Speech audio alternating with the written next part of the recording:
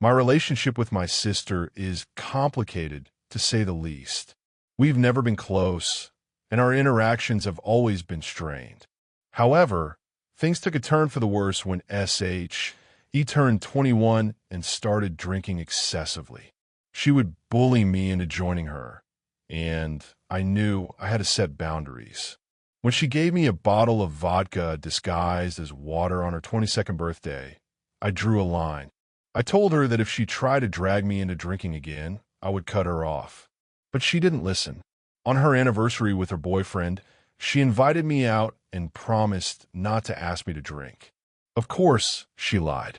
She gave me diluted drinks that I didn't even realize had alcohol in them, and I ended up intoxicated.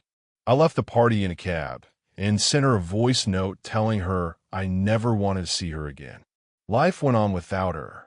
I met my husband, got married, and had a baby boy. My sister wasn't invited to any of these milestones, and I didn't hear from her until I posted about having a baby on Facebook. She sent me a message, apologizing and begging for another chance. I was hesitant, but eventually I agreed to meet her for coffee. She seemed nice and apologetic, but I knew she still had a drinking problem. She promised to respect my boundaries and never ask me to drink or get near my baby while intoxicated. I thought long and hard about it, and I decided to give her another chance. But it turned out to be a huge mistake. When she came over to my house, she got drunk and ended up holding my baby boy. She lost her balance and dropped him, and I was terrified. I called my husband, and we took the baby to the hospital. He had alcohol poisoning, and we were beside ourselves with worry. The next few days were a blur of panic and fear. The hospital ran tests, and we had to answer questions from social workers. My sister disappeared, and we didn't hear from her. When the hospital finally told us that our baby would be okay, I was relieved but also furious. I drove to my sister's apartment, determined to make her understand the consequences of her actions. Her boyfriend answered the door, looking hungover and confused.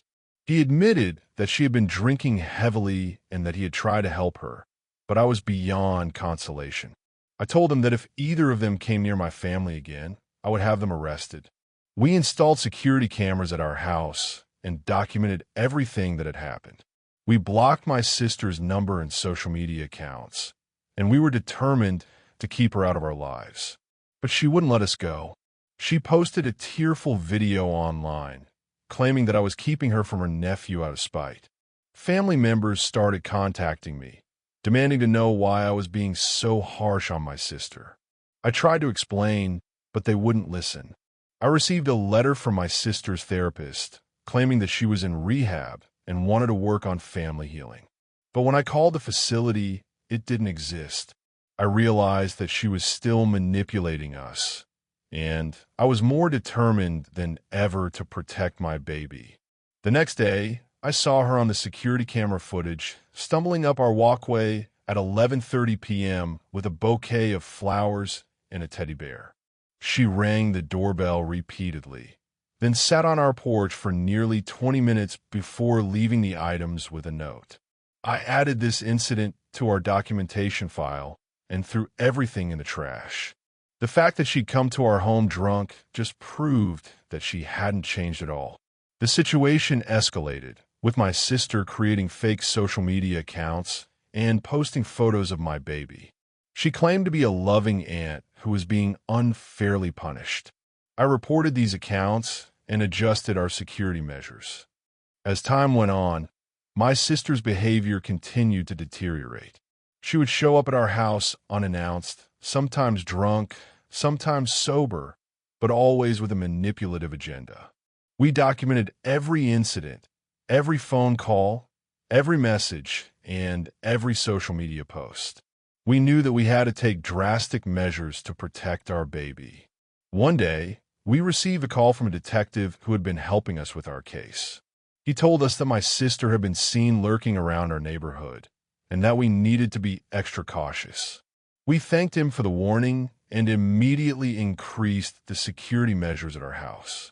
Despite the chaos that my sister was causing, our baby was thriving. He was growing and developing normally, and we were grateful for every moment we spent with him. But we knew that we couldn't let our guard down, not even for a moment. As the months went by, my sister's behavior slowly began to change. She started attending therapy sessions, and she began to work on her addiction. She would send us updates, telling us about her progress, and we would cautiously begin to rebuild our relationship. It wasn't easy, and it wasn't quick, but slowly, over time, my sister began to prove herself.